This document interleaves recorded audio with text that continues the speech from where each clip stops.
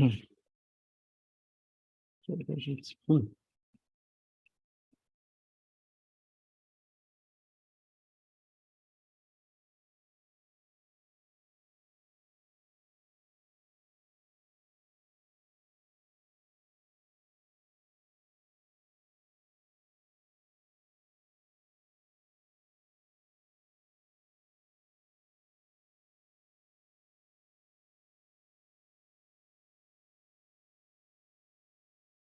It is recording. अद्य गुरुवासरः अथवा बृहस्पतिवासरः पौष कृष्ण त्रयोदशी द्वादशी दिनांक 19 जानेवारी 2023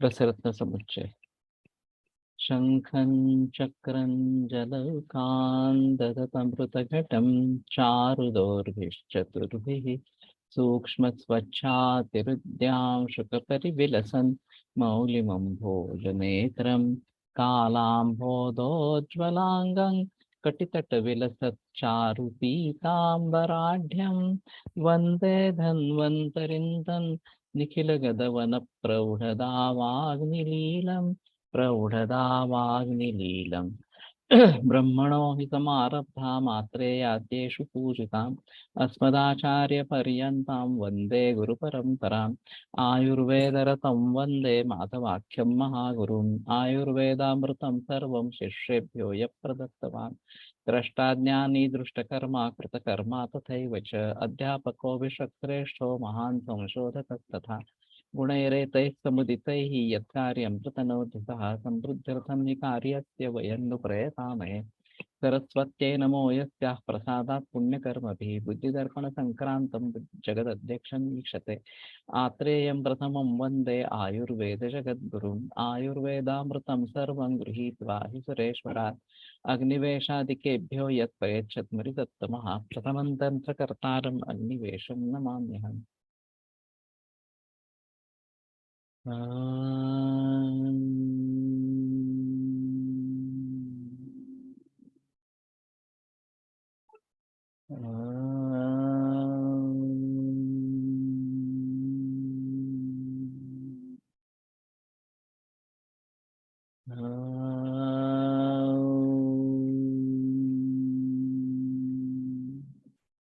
ओम शांति शांति शांति।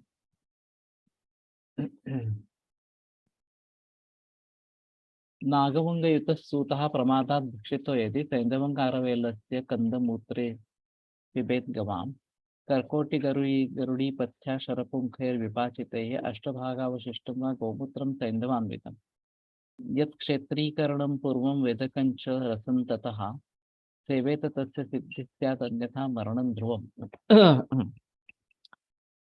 तो अगर गलती से पारद का सेवन हो गया नागभंग से युक्त इस प्रकार का नाग तथा वंग दोष युक्त पारद का प्रभाव वश प्रयोग हो गया प्रमाद वश प्रयोग हो जाए तो कारवेल की जड़ गोमूत्र के साथ पीस कर तथा सेंधा नमक मिलाकर पान करे अथवा कर्कोट की पाताल गारुड़ी हर्रे तथा शरपुंखा सभाग इन सबों का कलक के गोमूत्र के साथ पकाकर अष्टमावशावशिष्ट क्वात में सेंधा नमक मिलाकर पान करे। इस प्रकार उपद्रवों की शांति हो जाने पर पात क्षेत्रीकरण क्रिया कर वेधन कर्मयुक्त पारद भस्म के सेवन करने से सिद्धि होती है अन्यथा निश्चय ही मृत्यु हो जाती है। तो वैसे जो भी उदाहरण देखे गए हैं ये नागभस्म के टॉक्सिसिटी के देखे गए हैं। पारद के बारे में ऐसी कुछ टॉक्सिसिटी सुनाई नहीं दी है। ये थोड़ी अजीब बात इस प्रकार की है। और इतने बड़े पैमाने पर पारद का औषधियों में उपयोग होते हुए भी टॉक्सिसिटी कहीं दिखी गई ऐसे नहीं है। तो बालेंदु प्रकाश की वाली पानी नाम की दवा है, उसमें बुभुक्षित पारद ताम्र भल्लातक और आरोग्य इस प्रकार के द्रव्य है। और इतने सब होने के बावजूद भी उसके करीबन 60 इंटरनेशनल पेशेंट्स है जिनमें काफी ये परीक्षणें की गई है पैथोलॉजिकल, और कहीं भी टॉक्सिसिटी नहीं मिली है। तो ये भी बड़ी अजीब बात है, अच्छी बात है। तो उसी का सहारा लेके अगर हम आगे बढ़ेंगे तो शायद ये बात अच्छी रहेगी। कांता प्रताप्यम सत्त्वानां वज्रहेम्नो रसस्य च सप्ताहम् अम्लपिष्टानां गोलके लेपितेन्वहम् गोजिह्वा वायसी पथ्या नृगुण्डी मधुसैन्धवम् स्विन्ने भूधर यंत्रस्य पक्षात् कठिनतां गते यवचिंचा पलक पलाशाक्ष राजिकार पास तंडुलैः आवर्तितांतर्लिप्ताया मूषाया खदिराग्न्या टङ्कणं स्योतकाक्षं च दत्वा दत्वा विशोषिते मूषायां विडयोगेन समावशं हेमजारयेत् संवत्सरं मुखधृता मृतसञ्जीवनीमता गुटिका शुक्रस्तंभं कुरुते हरते च जरामरणम्। ये शुक्रस्तंभनी गुटिका मृत संजीवनी गुटिका इस प्रकार की है।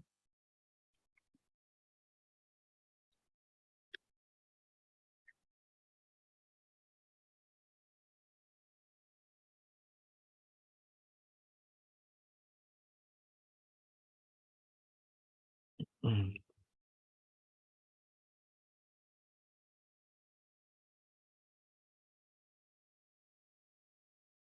हम्म,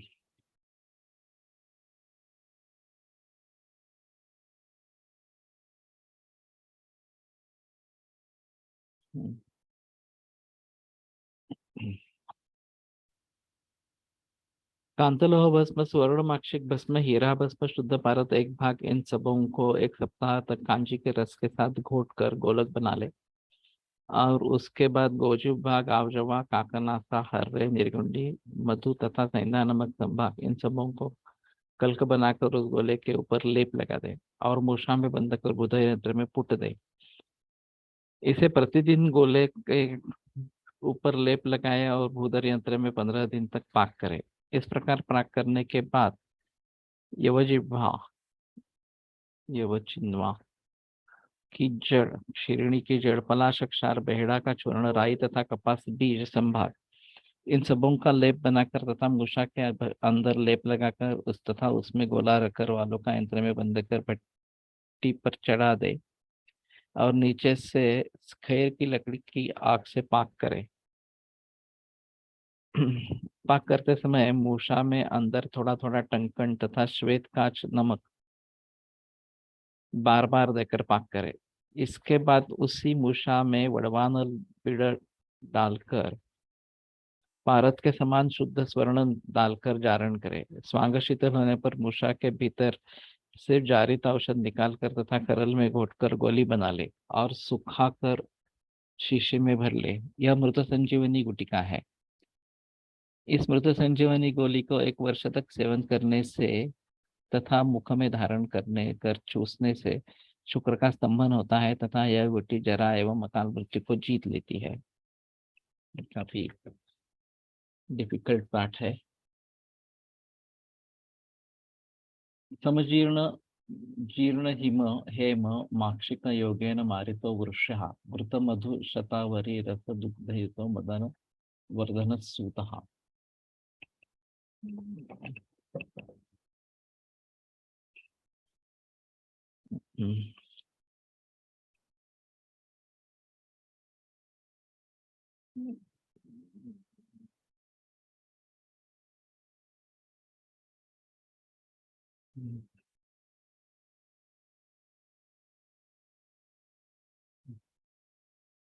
समजीर्ण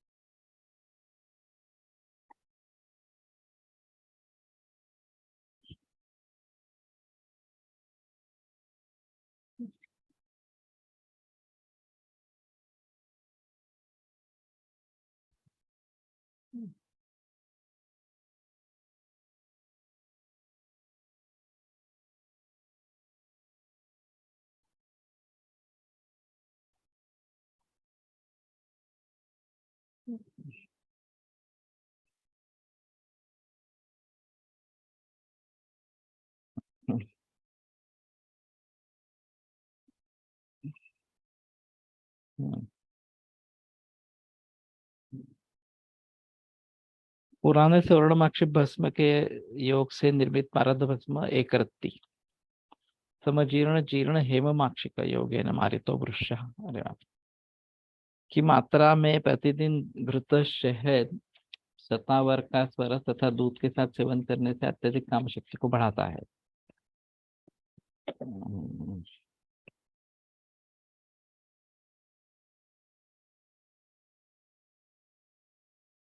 स्वर्णमाक्षी के साथ समजीर्ण इस प्रकार का मारित पारद भस्म पारद इस प्रकार का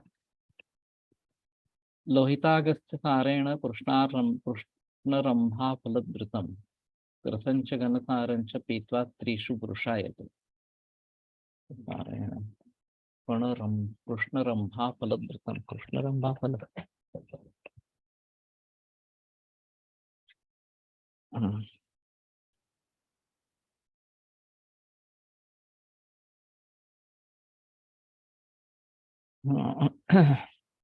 लाल अगस्त्य के पत्तों तथा पुष्पों के स्पर्श के साथ पीपर का चूर्ण केले का फल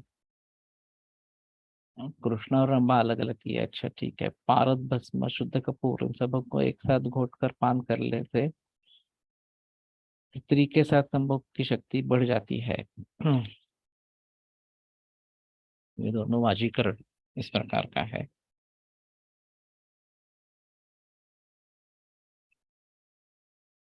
अतः रसायने संदिग्धान प्रति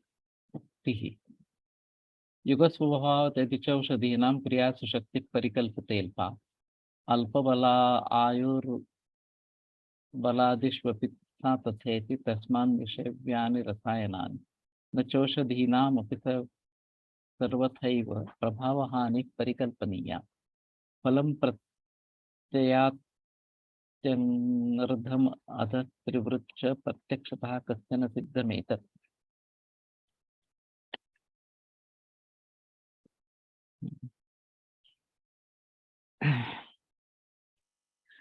युग के प्रमाण आदि पर के प्रभाव से यदि औषधियों की रोगनाशक तथा रसायन आदि गुणोत्पादक क्रियाओं की शक्ति कम हो जाए अर्थात इनके सेवन फल निष्फल हो जाए ऐसा शंका होने पर भी उसका सेवन करे क्योंकि आयु तथा पाचन शक्ति आदि कम हो गई है। तो अगर औषधियों का वीर्य कम हो गया है ऐसा भी लगता है तो भी उसका सेवन करना है क्योंकि आयु और बल भी कम इस प्रकार का हो गया है।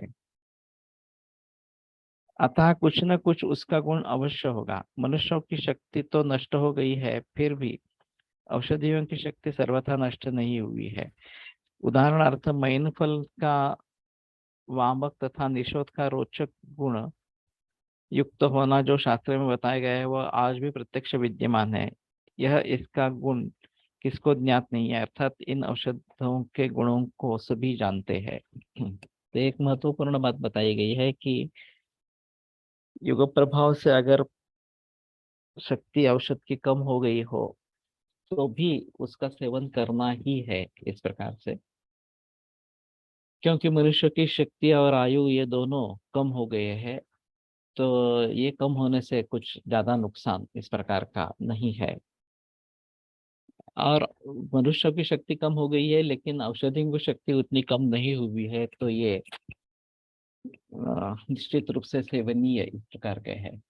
अदेश कालोपहितानि सात्म्यान्यत्युष्ण तीक्ष्णानि यथौषधानि नाशं नयन्ते सहसैव देहं सम्यक् प्रवृत्तानि तथैव वृद्धि जित्वा तस्माद् इन्द्रियादिप्रदुष्टान् कालोपेतः श्रद्धधाना यथावत् आयुष्प्रज्ञा तेजसा यद् विवृद्ध्यै वीर्योपेतं शीलयेद् औषधं तत्।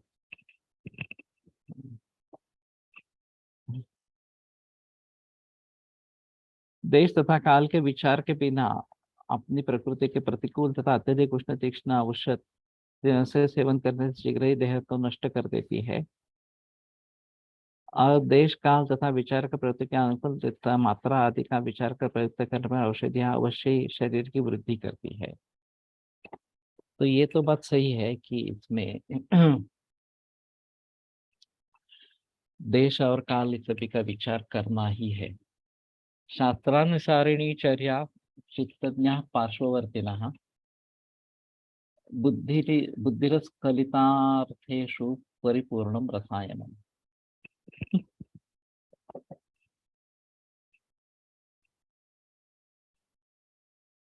तो शास्त्र के अनुसार आहार विहार चित्तज्ञ पार्श्ववर्तिनः हमारे चित्त का अभिप्राय को समझने वाले सहयोगी इस प्रकार से बुद्धि अस्खलितार्थेषु अर्थेषु अस्खलिता बुद्धि विषयों के बारे में अस्खलित इस प्रकार की बुद्धि परिपूर्णम रसायनम तो ये परिपूर्ण रसायन है। दानशीलम दया सत्यम ब्रह्मचर्य कृतज्ञता रसायनानि मैत्री च पुण्यायुर्वृत्तिकृत गणा। तो ये काफी प्रख्यात श्लोक है।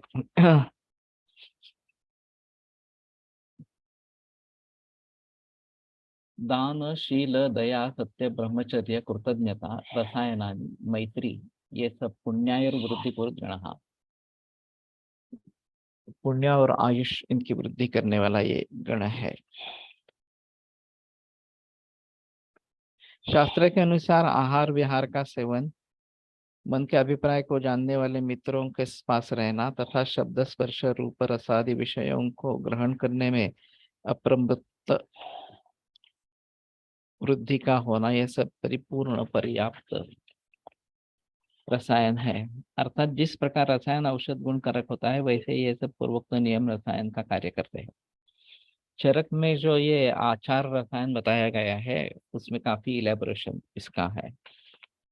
उसके अतिरिक्त दान देना शील स्वभाव का साथ में होना प्राणी मात्र में दया सत्य बोलना ब्रह्मचर्य का पालन करना अन्य के उपकार को मानना अच्छे मनुष्य मित्रता करना तथा रायसन सेवन करना ये सब गुण पूर्ण आयु की वृद्धि करने वाले हो। एतदागम सिद्धत्वात् प्रत्यक्ष फल दर्शनात् मंत्रवत् संप्रयोक्तव्यम न मीमांस्यं कथंचन। ये भी मूल ग्रंथ है। रसायनमने पुण्य का वाढत असेल त्यामुळे कोणता परोपकार होतो। हाँ परोपकार पुण्याय पापाय परपीड़नम ये बताया जाता है। तो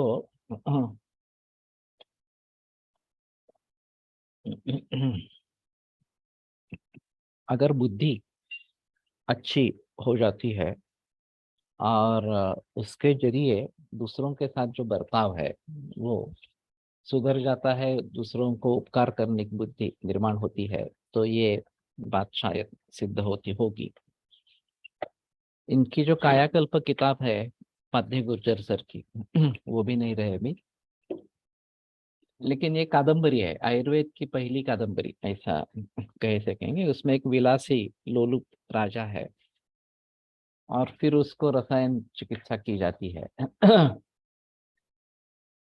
तो ये चिकित्सा जब पूरी होने आती है तो इनको वैद्य को भय लगता है कि इससे इसकी कामुकता तो नहीं बढ़ेगी विशाल विलासी वृत्ति तो नहीं बढ़ेगी बल मिलेगा तो इसकी विलासी वृत्ति बढ़ जाएगी लेकिन वैसा होता नहीं है।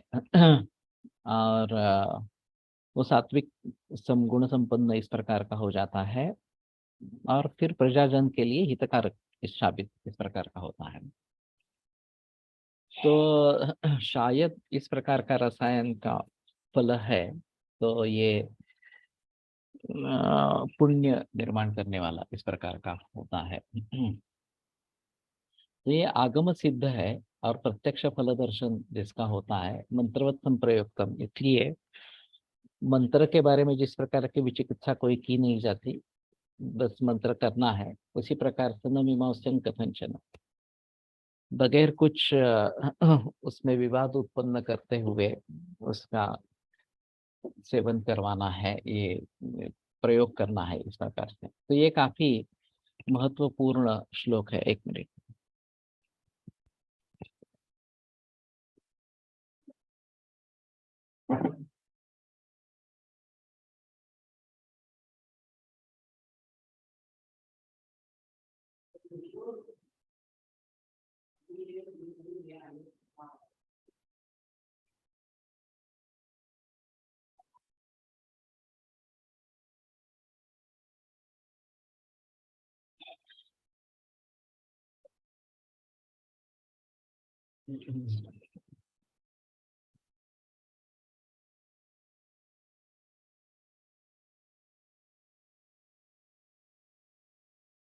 तो ये आगम सिद्ध है।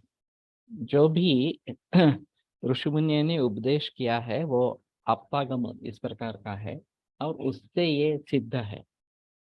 तो ये बड़ी महत्वपूर्ण बात होती है कि पहला प्रमाण हमारे लिए आप्त प्रमाण यही है, और फिर प्रत्यक्ष, अनुमान, युक्ति वगैरह इन सभी प्रमाणों का नंबर लगता है। इसका एक महत्वपूर्ण कारण ये है कि तेषां वाक्यम असंशयम सत्यम वक्षन्ति ते कस्मात् असत्यम नीरजस्तमाः, कि उनका वाक्य जो है वो असंशय इस प्रकार का है, और वो सत्य ही बताएंगे। कस्मात् असत्यम नीरजस्तमाः, जिनके रजा व तम दोष दूर हो गए हैं, वो असत्य भाषण क्यों करेंगे? तो जब भी इस प्रकार का कोई संदेह आता है कि ये सत्य है या नहीं है इस प्रकार से, तो हमें समझ लेना है कि ये सत्य ही है। अगर उस प्रकार की हमें प्रतीति नहीं हो रही है, तो हमारे समझने में, हमारे प्रयोग करने में कुछ गड़बड़ी है, उसमें हमें सुधार करना है। अभी जो एमडी का प्रयोजन बताते हैं टू प्रूव और डिस्प्रूव पर्टिकुलर क्लेम इस प्रकार का, तो ये मूर्खता है। डिस्प्रूव करने वाले हम कौन हैं? कहाँ ऋषि मुनियों की बुद्धि और कहाँ हमारी बुद्धि, इस प्रकार से कोई तालमेल ही नहीं है।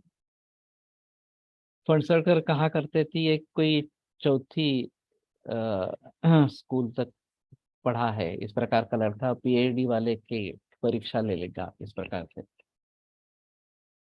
ये बात जैसे संभव नहीं है, उसी प्रकार से हमारी बुद्धि कितनी है और ऋषिमुनियों की बुद्धि कितनी है और रजस तमस से मुक्त है, तो वो असत्य क्यों भाषण करेंगे? तो कहने का मतलब है कि जहां हमें इस प्रकार का नहीं दिखाई देता, जो बहुनात्मक मुक्त न सर्वरोगेषु शस्यते वगैरह वगैरह इस प्रकार से भी बातें आती है। तो उसमें दो तरीके से विचार किया जाता है।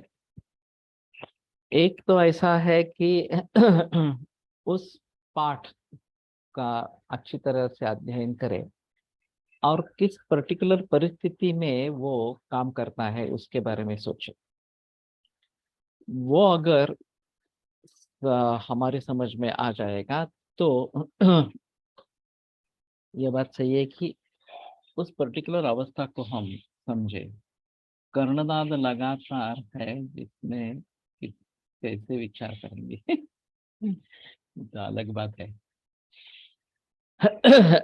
वैसे हमारे हिसाब में कर्णनाद साध्य होना चाहिए ग्रंथों के अनुसार, लेकिन काफी मुश्किल वाला मामला होता है, क्योंकि इसमें साइकोलॉजिकल फैक्टर्स बहुत ज्यादा होते हैं, और फिर उनके ऊपर काबू पाएंगे तभी कर्णनाद ठीक होगा। वैसे ग्रंथ में चिकित्सा जो दी है उसको भलीभांति निभाना है। लेकिन विचार जो होते रहते हैं उनको कम कैसे करना है ये सोचना जरूरी इस प्रकार का होगा। तो किस पर्टिकुलर अवस्था में दोष दोष समूर्छना में ये योग कारीगर है, ये देखना है और उसमें उसका प्रयोग करना है। दूसरी बात, कुछ लोग मानते हैं कि ये अर्थवाद है कि केवल बढ़ा चढ़ा कर बातें की जाती है ताकि आपका विश्वास हो जाए इस प्रकार। ये कुछ हद तक सही हो सकता है, लेकिन ये मुख्य मुद्दा नहीं है। और उसके हिसाब से कौन सी स्थितियां ऐसी होगी कि जिसमें ये औषध कारीगर होगा, ये ढूंढना पड़ेगा। और ये मुश्किल मामला है थोड़ा सा।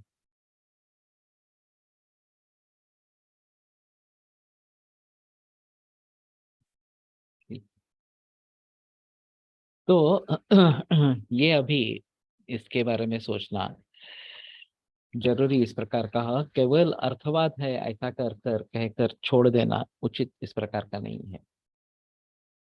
कुसोन के बारे में 85-90% रिजल्ट्स मिलते थे, फिर भी 5-10% का फासला होता था कि जहाँ ट्रीटमेंट फेल हो जाती थी। तो कोई लोग ऐसा समझ लेंगे, हाँ ठीक है, इतना ही इसकी यशस्विता जो है वो इतनी ही है। और जो इस प्रकार से सक्सेस नहीं होता, यशस्विता नहीं मिलती, वो उतना उतना ही सक्सेस रहेगा ऐसा समझ कर चले। लेकिन मैंने सोचा कि बलि पुरुष कारो ही दैवमुप्यते वर्तते, इस प्रकार की अगर बात कही गई है तो ऐसा समझकर छोड़ नहीं देना है, हमारी कुछ गलती हो रही है क्या देखना चाहिए। तो बहुत सारे लोगों से बात की तो योग में एक ने बताया कि जब आप दाहिने नाक में डालते हैं तो नाड़ी शुरू है या नहीं है ये देखना जरूरी है। और नाड़ी शुरू नहीं है तो बाएं कुक्षी में सोना है थोड़े देर के लिए, तो ये दाहिनी नाड़ी शुरू हो जाएगी, फिर ये डाले इस प्रकार से। तो अगर मैंने पहली बात मान ली थी कि इसका इतना ही इतनी ही इसकी यशस्विता है, तो ये बात सामने कभी नहीं आती। तो हमें सोचना है कि हम कुछ गलत सोच रहे हैं क्या। चिकित्सा उपयोग होतो जीर्ण असेल तर माता सामान्य चिकित्सा ध्रुवाची द्यावी। तो इसमें साइकोलॉजिकल फैक्टर्स का बहुत महत्व इस प्रकार का है। तो ये आगम सिद्ध है, ये बात पक्की ध्यान में रखनी है। अभी एक नई बहस ऋषिकेश मित्र ने आरंभ की है कि आयुर्वेद अपौरुषेय है या नहीं है, इस प्रकार की वगैरह। तो ये कोई मतलब नहीं है, इस प्रकार की बहस शुरू करने का ही कोई मतलब नहीं है। और उसके लिए जो दिया जाता है वो ऋषि प्रणीते प्रीतिश्चेन मुक्तवाचरक सुश्रुतो भेड़ाभ्यास किन्न पठ्यन्ते तस्मात् ग्राह्यं सुभाषितम्। तो ऋषि प्रणीत है इसलिए अगर रुचि है तो भेड़ वगैरह का अध्ययन नहीं क्यों नहीं किया जाता। तो जो सुभाषित है वही ग्राह्य है इस प्रकार करेगा तो अपौरुषेय भी आयुर्वेद होगा और स्वीकार्य होगा। तो ये बात समझ सकते हैं कि अपौरुषेय भी हो सकता है, जैसे वाग्भट की संहिता है, मैं पौरुषेय भी आयुर्वेद है पर अपौरुषेय नहीं। जैसे वाग्भट की संहिता है उस प्रकार के आज के जमाने में कोई नई संहिता लिखता है, मैं लिखने की कोशिश करने जा रहा हूँ, तो केवल ये पौरुषेय है इसलिए त्याज्य नहीं है। अगर वो सुभाषित है तो भी ग्राह्य है, कोई भी लिखे, मैं भी लिखूं या कोई दूसरा व्यक्ति लिखे। जैसे अभी ये सौमित्र संहिता मैंने कल बताई बालकृष्णन ने लिखी है, तो ये पौरुषेय है, इसमें निस्संदेह कोई संदेह नहीं है। लेकिन इसका मतलब ये नहीं होगा कि चरकादि जो ग्रंथ है ये पौरुषेय है इसलिए अग्राह्य है। अपौरुषेय होना अच्छी बात है इस प्रकार से। अगर हम उस अवस्था तक पहुंच जाते हैं, रस सममुग्धाम निर्मुक्ता तपो ज्ञान बले ने यशांत कालम अमलम ज्ञानम अभ्याहतम सदा, तो हमारा भी अपौरुषेय हो जाएगा। लेकिन मुझे मालूम है कि ये काफी मुश्किल काम है, इस प्रकार से ये होना आसान नहीं है। फिर भी हमारी कोशिश तो होनी चाहिए कि उस अवस्था तक पहुंचे ताकि सुभाषित हो, संग्राह्य इस प्रकार का हो। तो मैं तो आयुर्योग संहिता लिखने जा रहा हूँ। और ये तो अन्य ही कल्पना इस प्रकार की है, अलग ही कल्पना है। तो फिर से एक बार याद दिलाता हूँ कि इस 22 तारीख को रविवार को आयुर्योग और पीसीओडी ये संगोष्ठी है। जो अभी भी चाहते हैं वो आज रात तक रजिस्ट्रेशन करें। कल से रजिस्ट्रेशन बंद है, तो और स्पॉट रजिस्ट्रेशन भी नहीं है, तो आज की रात तक ही रजिस्ट्रेशन कराए। तो कहने का तात्पर्य अर्थ ये है कि हमें आदर्श क्या है ये मालूम है। वाग्भटाचार्य की संहिता फिर भी प्रचलन में आई क्योंकि वो रियली सुभाषित है, पौरुषेय होने के बाद भी बावजूद भी सुभाषित है। तो अगर इसी प्रकार से संहिता बनती है, चाहे किसी व्यक्ति ने की हो, अभी के जमाने में की हो, तो भी उसका प्रचलन होना ही है इस प्रकार से। लेकिन इसका ये मतलब नहीं कि शरकादि जो ग्रंथकारों ने लिखी संहिता है या अग्निवेश आदि ग्रंथकारों ने लिखी जो संहिताएं है वो अपौरुषेय नहीं है। वो अपौरुषेय है ही। अगर हम उस अवस्था को पहुंच जाते हैं, रजस्तम उभयम निर्मुक्ता तपो ज्ञान बले नहीं, तो हमारी भी संहिता अपौरुषीय इस प्रकार की होगी। ये शांत कालम अमलम ज्ञानम अव्याहतम सदा इस प्रकार से। तो मुझे लगता है कि इस प्रकार के बहस करवाने में कोई मतलब नहीं है इसमें। जो नए नए छात्र है वो भटक जाते हैं और फिर उनका आगम प्रामाण्य पर ही विश्वास उड़ जाता है। तो ये तो नहीं होना है। आगम प्रामाण्य तो है ही, आप्तागम, इसीलिए ये तो आगम सिद्धत्वात ये जो बात बताई गई है तो ये आगम प्रामाण्य है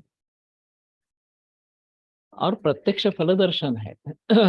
ये भी बात महत्वपूर्ण है कि इसका प्रत्यक्ष फल दिखता है।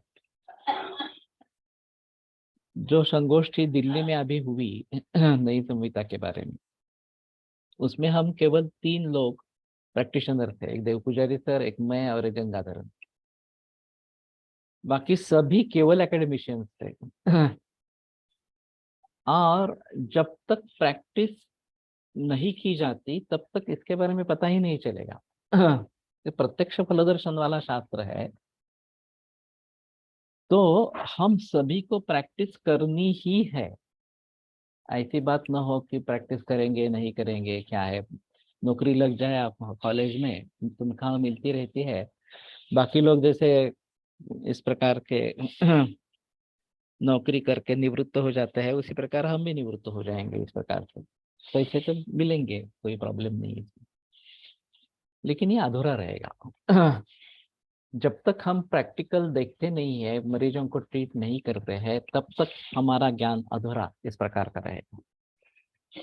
और इसलिए हमें चाहिए कि हम प्रैक्टिस करें ही, चाहे कॉलेज में पढ़ाए न पढ़ाए या नहीं पढ़ाए।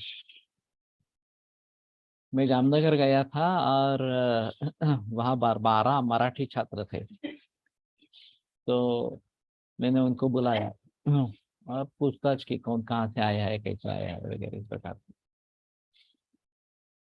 तो पता चला कि उनमें से केवल 3 छात्र यूजी करते समय किसी वैद्य के पास गए थे चिकित्सा सीखने के लिए, प्रैक्टिकल देखने के लिए। बाकी सब ने केवल ये एंट्रेंस एग्जामिनेशन दे दी, जामनगर में एडमिशन पा ली, आगे क्या करना है तो यहाँ से निकल कर किसी कॉलेज में लग जाना है और बस उसी तरीके से पढ़ाते रहना है जिस जो तरीका उन्होंने अनुभव किया है।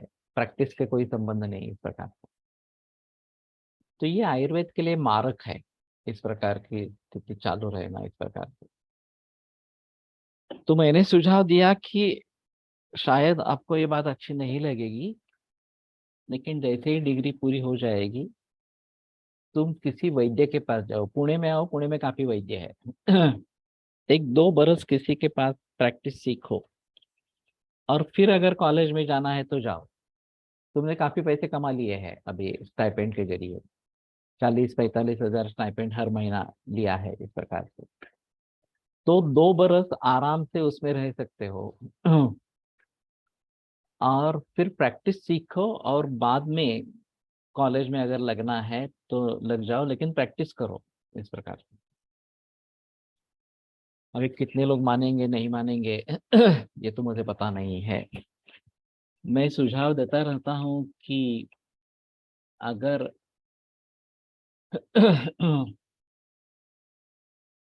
चिकित्सा में उपयोग हो तो जी हाँ ठीक है। तो अगर एमडी करना है तो पुणे में करो। शायद तुम्हें एडेड कॉलेज में नहीं मिलेगी, अष्टांग आयुर्वेद या तिलक आयुर्वेद में प्रवेश नहीं मिलेगा। तो फिर भी जो बाकी कॉलेजेस है, भारतीय विद्यापीठ का है, आकुर्डी का है, वाघोली का है, वगैरह वगैरह इस प्रकार से, डीवाई पाटिल है, वहाँ खर्चा ज्यादा आएगा। स्टाइपेंड नहीं मिलेगा। वैसे तिलक आयुर्वेद में इसमें भी स्टाइपेंड नहीं मिलता है, लेकिन फिर भी इट इज वर्थ। ये इन्वेस्टमेंट है, ये खर्चा नहीं है। क्योंकि जो ज्ञान तुम्हें मिलेगा, जो प्रैक्टिकल तुम्हें मिलेगा, वो पूरे जिंदगी के लिए तुम्हारे काम में आएगा। और नॉन क्लिनिकल सब्जेक्ट में करो, क्लिनिकल सब्जेक्ट में मत जाओ इस प्रकार से। तो शाम का समय तो तुम्हें कम से कम मिल जाएगा प्रैक्टिस के लिए जाने के लिए। और फिर इसमें जो एक नींव डाली जाएगी, वो पूरे आयुष के लिए तुम्हारे लिए फायदेमंद होगी। जामनगरमध्ये शिकवणारे शिक्षक आयुर्वेद प्रॅक्टिस करण्यासाठी मोटिवेट करत नाहीत का? खुद ही नहीं करते हैं। सीपी शुक्ला और दूसरे एक वैद्य थे, उनका निधन हो गया, वो प्रैक्टिशनर थे। लेकिन पॉलिटिक्स बहुत ज्यादा है। और किसी एक प्रैक्टिशनर के पास जाता है तो दूसरा परीक्षक जो है वो नाराज होता है इस प्रकार से। तो ये काफी गंभीर मामला इस प्रकार का है। जामनगर, बीएचयू, जयपुर, तीनों जगह ऐसी स्थिति है। केवल केरला में प्रैक्टिस अच्छी मिलती है, क्योंकि हॉस्पिटल की ओपीडी अच्छी रहती है। लेकिन बाकी सब जगह ये ऐसी स्थिति है। और 3 बरस ऐसे ही बीत जाते हैं, कुछ संबंध है माधव सिंह बघेल। हाँ, तो ये प्रैक्टिशनर थे इस प्रकार से। तो कहने का तात्पर्य अर्थ ये है कि हमें प्रैक्टिस करनी ही है। जब तक ये 3 बड़े संस्थाओं में अच्छे प्रैक्टिशनर सिखाने के लिए नहीं आते, पढ़ाने के लिए नहीं आते, तब तक परिस्थिति बदलेगी नहीं। अब जिस तरीके से ये बन रहे हैं वो उसी ढांचे से चले आ रहे हैं। हमारे गुरुकुल के वजह जरिए काफी बदलाव आ रहा है। मैं जामनगर इतके प्रसिद्ध व प्रतिष्ठित काम ऐसा है कि शिक्षा होती रहती है, अध्ययन होता रहता है। चाहे कुछ अच्छी चीजें रहती है, शिक्षा जब नियमित रूप से क्लासेस होते रहते हैं, लाइब्रेरी फैसिलिटी अच्छी है इस प्रकार से। और कुछ पढ़ाने वाले लोग अच्छे भी हैं, वो प्रैक्टिस नहीं कर रहे। द्विवेदी सर है, राम बाबू द्विवेदी, प्रैक्टिस नहीं करते लेकिन विद्वत्ता अच्छी है। और फिर सेमिनार्स में जाते रहते हैं, पूरे भारत भर में क्या चल रहा है इसके बारे में जानकारी होती है, वगैरह वगैरह। लेकिन मेरा सुझाव है कि पुणे में एमडी करो, और जहाँ जहाँ कुछ इस प्रकार के सेमिनार्स होते हैं वहां पे जाओ। चाहे जामनगर में हो, बीज इसमें हो, जयपुर में हो, वगैरह वगैरह इस प्रकार से। तो पता चलता है कि आगे कहाँ पे क्या चल रहा है इस प्रकार से। लेकिन उसके लिए वहां बीएचयू में जाके अध्ययन करना जरूरी है ऐसा नहीं है। केवल स्टाइपेंड मिलता है यही बात है, बाकी कुछ नहीं। तो गवर्नमेंट बहुत सारा पैसा खर्च करती है इसके लिए। और फिर भी उससे जो अपेक्षित रिजल्ट्स मिलने चाहिए नहीं मिल रहे हैं, क्योंकि ये अभी के जो टीचर्स है उन्हीं पर निर्भर इस प्रकार का है। और इन टीचर्स में बदलाव नहीं आएगा। आप कितनी भी कोशिश करो, अभी के जो एग्जिस्टिंग शिक्षक है, अध्यापक है, उनमें बदलाव नहीं आएगा। तो इसलिए तो गुरुकुल शुरू किया कि यूजी में स्टूडेंट्स को कैच करो और उनके जरिए आगे वाली पीढ़ी को बदल डालो अध्यापकों की। तो मूल ग्रंथ टीका पढ़ने वाले अध्यापक तैयार होंगे तो माहौल बदलेगा, और वो बदल रहा है। इस प्रकार का ये जो मैंने सोचा था उस प्रकार से हुआ है। तो ये तिथल्या शिक्षकांना पगार एवढा आहे की त्यांना प्रॅक्टिसमध्ये पडण्याची इच्छाच नसते. शिवाय गव्हर्नमेंटच्या नियमानुसार गव्हर्नमेंटच्या आयुर्वेद शिक्षकांना नॉन प्रॅक्टिसिंग अलाउन्स मिळतो, म्हणून प्राइवेट प्रैक्टिस अलाउड नहीं है। अभी एक बीच में इस प्रकार का प्रस्ताव आया था कि जो प्रोफेशनल कोर्स है उसमें एनपीए न दे और प्रैक्टिस करने के लिए कहें। मैं तो मानता हूं कि अगर एलोपैथी की भी प्रैक्टिस करते हैं तो भी ठीक है, प्रैक्टिशनर होना जरूरी है।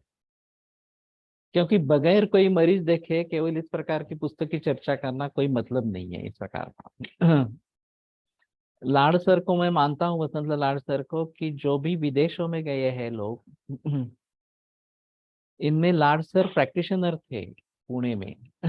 एलोपैथी का ज्ञान अच्छा था, उनका है अभी भी। लेकिन प्रैक्टिशनर होना और टीचर होना और बगैर प्रैक्टिशनर टीचर होना, इसमें काफी अंतर है।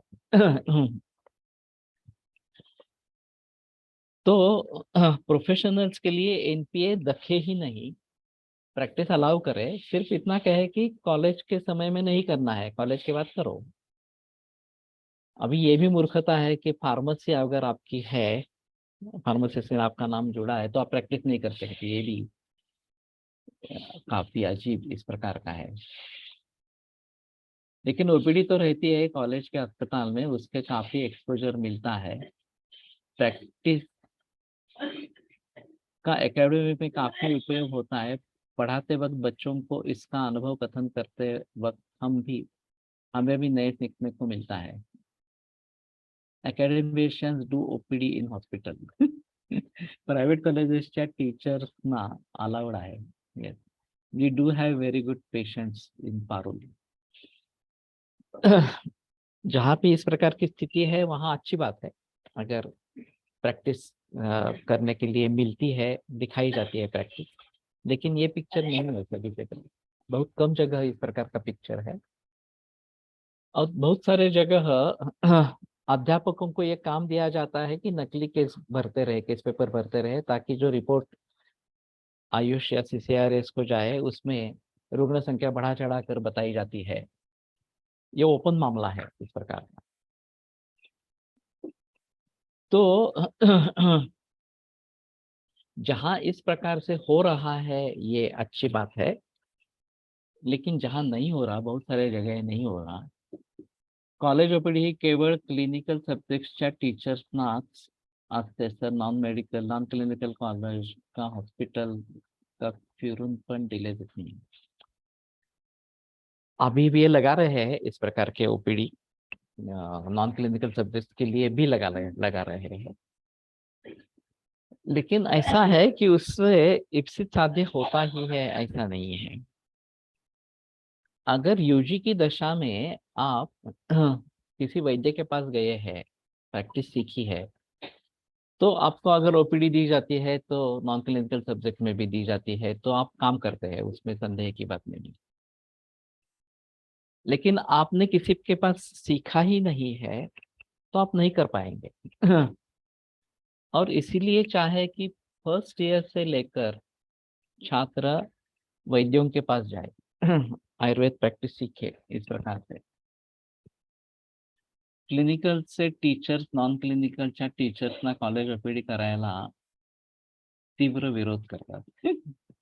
ये तो मूर्खता है।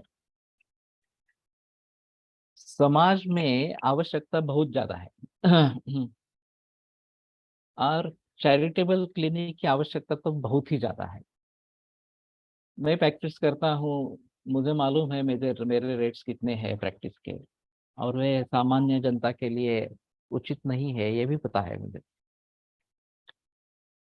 लेकिन एक एक्सपर्टाइज इस प्रकार का है तो ऐसे रेट नहीं रखेंगे तो मरीज नहीं आएंगे, ये भी बात है। लेकिन चैरिटेबल ओपीडी होनी है तो सुन अस्पताल की चैरिटेबल ओपीडी 150, 200, 250 इतनी चलती थी जब अच्छे बुजुर्ग वैद्य वहां पे होते थे इस प्रकार से। और वैसे ही ताराचंद की वगैरह होती थी इस प्रकार से। लेकिन अगर आप रिजल्ट्स नहीं दिखाएंगे तो आपके पास कोई नहीं आएगा, मुफ्त में है वो तो भी नहीं आएगा इस प्रकार।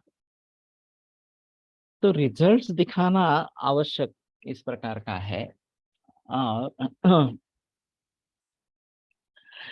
ये बहस चलती रहेगी, लेकिन मेरा कहना है कि प्रैक्टिकस प्रैक्टिस के बिना आयुर्वेद कुछ नहीं है, प्रैक्टिस होनी ही है इस प्रकार से। तभी ये प्रत्यक्ष फल दर्शन का जो है वो मुद्दा दिखाई देगा। मंत्रवत संप्रयोक्तम, मंत्र जैसे उसका प्रयोग करना है, निमीमांसन कथन से नहीं होगा नहीं होगा वगैरह इस प्रकार से। कॉलेज ओपीडी मध्ये कदाचित रिझल्ट दिसले नाही, वही तो है। क्योंकि जो एमडी बनकर वहां पे आ गए, उस डिपार्टमेंट में आ गए, वो अगर खुद प्रैक्टिस नहीं करने वाले हैं तो वो रिजल्ट नहीं दे पाएंगे, और फिर रिजल्ट नहीं आते हैं तो मरीज नहीं आते हैं। और मरीज नहीं आते हैं तो केवल कागजी इस प्रकार से व्यवहार होता रहता है। तो ये सब परिस्थिति बदलनी चाहिए, अभी बदल हो रहा है, मैं नहीं मानता कि बदल नहीं हो रहा, अभी बदल हो रहा है। और संयोग से जयंत देव पुजारी सर, राजेश कोटेचा सर दोनों प्रैक्टिशनर है, ऊंचे स्थान पे है। तो वो इसके बारे में जरूर सोच सकते हैं कि प्रैक्टिस कैसे बढ़ेगी। पहले वाले जो लोग थे जो खुद प्रैक्टिस नहीं करने वाले थे, वो क्यों सोचेंगे प्रैक्टिस करने के बारे में, प्रैक्टिस बढ़े आयुर्वेद की, ये इसके बारे में क्यों सोचे। तो ये अभी सक्षम लोग हैं तो शायद परिवर्तन संभव होगा इस प्रकार का, पण तेही सध्या प्रॅक्टिस करत नाहीये, न करते हैं। दोनों प्रैक्टिस करते हैं, राजेश कोटेचा भी करते हैं और जयंत देवपुजारी भी करते हैं इस प्रकार से। लेकिन उसमें काफी पाबंदियां लग जाती है, महीने में या 15 दिन में 1-2 बार इतनी प्रैक्टिस हो पाती है, समय नहीं दे पाते। मैं जब नागपुर में था तो मैंने देवपुजारी सर को फोन किया, मिल सकते हैं क्या। दोनों ने बोला नहीं नहीं कुछ पॉसिबल नहीं है, आज मेरी प्रैक्टिस का दिन है, अभी मैं प्रैक्टिस में बैठ जाऊंगा। शाम तक प्रैक्टिस चलती रहेगी इस प्रकार से। तो कहने का तात्पर्य ये है कि अगर उच्च पदस्थ व्यक्ति प्रैक्टिशनर है तो शायद हम उम्मीद कर सकते हैं, तना अलाउड नहीं है, लीगली अलाउड नहीं है सर। ठीक है। लीगैलिटी का मुद्दा अलग है। बापू नानक सर प्रैक्टिस करते थे। उस जमाने में हमसे ये लिखवा लिया जाता था कि प्रैक्टिस नहीं करेंगे, और अगर एनपीए नहीं लेना चाहते हैं तो भी प्रैक्टिस नहीं कर सकते। एनपीए लेंगे तो करना ही नहीं है, लेकिन एनपीए नहीं लेना चाहिए तो भी प्रैक्टिस नहीं करेंगे, इस प्रकार से लिख के लेते थे। और ये बड़ी मुसीबत रहती थी। मामल सर उनकी बहन या पत्नी के नाम पर प्रैक्टिस करते थे, मैं भी मेरी पत्नी के नाम पर प्रैक्टिस करता था, विवेकर भी मुझसे या दूसरे किसी से सर्टिफिकेट अगर लिखवाना है तो लिखवाते थे। जब तक मैं कॉलेज में था तब तक ये सिलसिला ऐसा ही चला 9 बरस तक, मैं सर्टिफिकेट नहीं दे पाता था। तो ये मूर्खता है, क्योंकि मैं गवर्नमेंट एडेड कॉलेज में था, प्राइवेट कॉलेज में नहीं है ये इस प्रकार का। और नैतिकता की जो बात की जाती है कि ये अगर प्रैक्टिस करेंगे तो वो ध्यान कॉलेज में नहीं देंगे, इसमें लॉजिक जो है गवर्नमेंट का कि अगर आप प्राइवेट प्रैक्टिशनर होते हैं तो कॉलेज में जितना आपको ध्यान देना है वो आप नहीं दे पाएंगे। इसलिए आपको प्रैक्टिस नहीं करनी है। लेकिन परिस्थिति बिल्कुल विपरीत है। जिनको प्रैक्टिस नहीं आती वो कॉलेज में भी ध्यान नहीं देते। क्योंकि क्या, एक बार कॉलेज में लग गया, इसे निकाले नहीं जाएंगे, तनख्वाह मिलती रहेगी, पेंशन भी होगी। आगे कुछ करना नहीं है इस प्रकार से। और जिनको सिखाना है वो सिखाते ही है, चाहे प्रैक्टिस करते हुए भी ज्यादा से ज्यादा समय निकाल कर सिखाते हैं। मैं और कोलटकर सर हमारे अष्टांग आयुर्वेद में रहते थे। दिन में हम 4-4 5-5 लेक्चर लेते थे। अभी हफ्ते में 1 या 2 लेक्चर, जब आप रीडर बन जाते हैं, प्रोफेसर बन जाते हैं, तो हफ्ते में 1 लेक्चर लेते हैं। बाकी सिर्फ बैठते रहते हैं कॉलेज में। रानड़े सर ने कम से कम किताबें तो लिखी, वो क्वालिटी वगैरह क्या है अलग बात है। लेकिन ऐसा ही समय बिताया जाता है। तो ये भी गलत बात है इस प्रकार से। तो जो सिखाने के लिए आया है वो सिखाता ही रहेगा। लोग चाहे प्रैक्टिस करे, उसको समय मिले न मिले इस प्रकार से, लेकिन वो सिखाता रहेगा। और जो उसको सिखाना ही नहीं है वो टालता ही रहेगा। मेरी जब एडमिशन हुई प्री आयुर्वेद में, तो उस समय में सभी लेक्चर हुए, ऐसा एक आध दिन होता था पूरे बरस में। 1 या 2 लेक्चर होना ये सामान्य नियम था, बाकी लेक्चर होते ही नहीं थे। और जो भी होते थे वो भी 15-20 मिनट से आगे आगे चलते नहीं थे। आना, कुछ 15-20 मिनट बताना और निकल जाना इस प्रकार से। ये अजीब मामला है। हम सीखने के लिए आए हैं और सीख नहीं पा रहे हैं, सिखाने वाला कोई नहीं है। Topmost people are visionary. We are lucky that we have leaders like these people. Antarkar sir के भी बारे में यही बात थी कि अंतर सर का नाम बहुत बड़ा है रिसर्च के क्षेत्र में। तो वो भी प्रैक्टिशनर थे, रेगुलर प्रैक्टिशनर थे, और गवर्नमेंट कॉलेज में पोदार में थे इस प्रकार से। तो मैंने एक बार सर देशमुख सर से बात की थी कि ये कैसे प्रैक्टिस कर सकते हैं, तो वो बोले वो अलग ही मामला है। उनकी पत्नी भी वैद्य थी, मालूम नहीं इस प्रकार से। अध्यापक पूर्ण समय हॉस्पिटल में बैठे और रिजल्ट दिखाए तो अपने आप पेशेंट बढ़ते हैं और बच्चों का विश्वास भी बढ़ता है। लेकिन इसके लिए उनको प्रैक्टिस आनी चाहिए ना। सबसे महत्वपूर्ण वही मुद्दा है कि यूजी में अगर हमने प्रयास किए हैं प्रैक्टिस सीखने के, तो भी आप प्रैक्टिस कर पाएंगे, आपको कॉन्फिडेंस होगा। यूजी में आपने आप कुछ अगर कुछ किया नहीं है, तो ये पॉसिबल ही नहीं है इस प्रकार से कि आप प्रैक्टिस कर पाओगे और मरीजों को आकृष्ट कर सकेंगे। वैसे मरीजों की कमी नहीं है, ये बात बिल्कुल सही है, मरीज काफी मात्रा में है, उनको जरूरत भी है। फिर भी वो कैसे ढूंढेंगे अच्छे प्रैक्टिशनर कौन है? तो जो रिजल्ट दिखाता है उसी के पास जाएंगे ना। चाहे प्राइवेट में हो तो प्राइवेट में जाएंगे। उनको ये मालूम है कि ये बहुत महंगा है, फिर भी अगर कोई चारा नहीं है तो वही करना पड़ता है इस प्रकार से।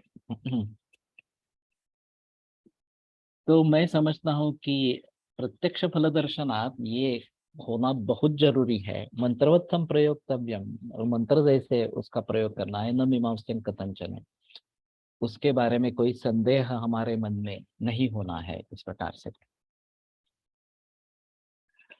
अभी ये लीगैलिटीज वगैरह की बात है तो शायद इसके बारे में बहस नहीं करेंगे हम, मुझे पता नहीं था, लेकिन मुझे मालूम है कि प्रैक्टिस करना जरूरी है। जो भी अध्यापक है या इस प्रकार का एडमिनिस्ट्रेटिव पोस्ट पे है, उन सभी को प्रैक्टिस करना जरूरी है इस प्रकार से।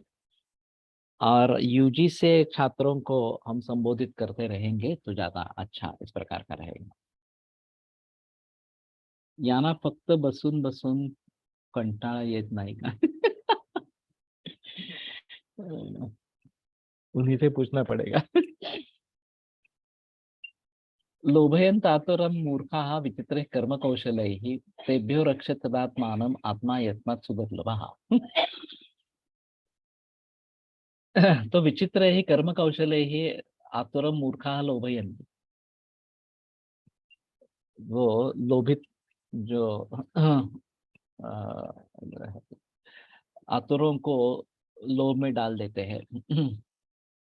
तेभ्यो रक्षित सदात्मानम, तो उनसे बच कर रहना चाहिए।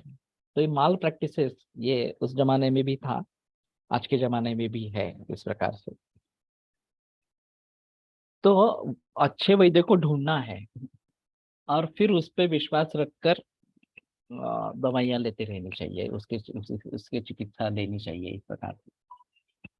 बहुत बार ऐसे होता है कि इसका रिजल्ट नहीं आ रहा, ये बहुत परहेज बता रहा है, दूसरे के पास जाएंगे, इस प्रकार के लोग घूमते रहते हैं और फिर फंस जाते हैं इसमें।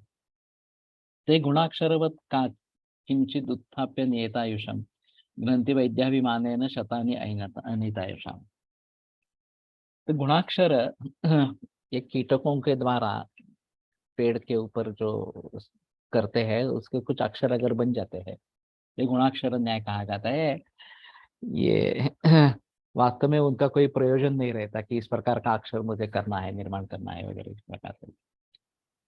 तो नियतायुषम, जिसका आयुष अच्छा है उसको उत्थाप्य, उसको ठीक करके,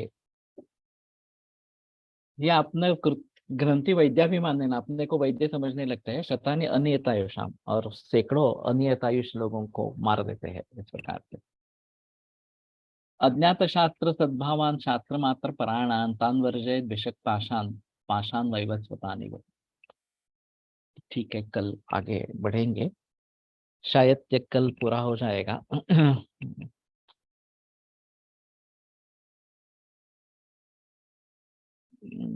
ताकि अभी ये तो श्लोक उपसंहार के ही श्लोक है, तो ठीक है कल देखते हैं। आयुर्वेद प्रकांड निगदित इह हि शल्यतंत्र प्रधानः शिष्येभ्यः शाश्वतोऽयं निखिल जन कृपा व्याप्त चित्तेन येन आयुर्वेदस्य वाञ्छन् पुनरपि भुवने ताञ्च सुष्ठु प्रतिष्ठां श्रेष्ठं धन्वन्तरिं तं प्रणमति च सदा वैद्यवर्गो हि नूनम् वैद्यवर्गो हि नूनम्।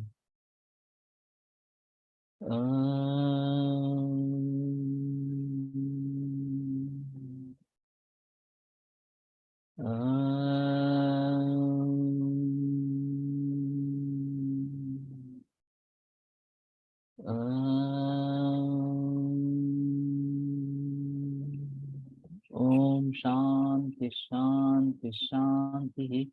विरम्यते व्याख्यान व्यापारात् श्वः।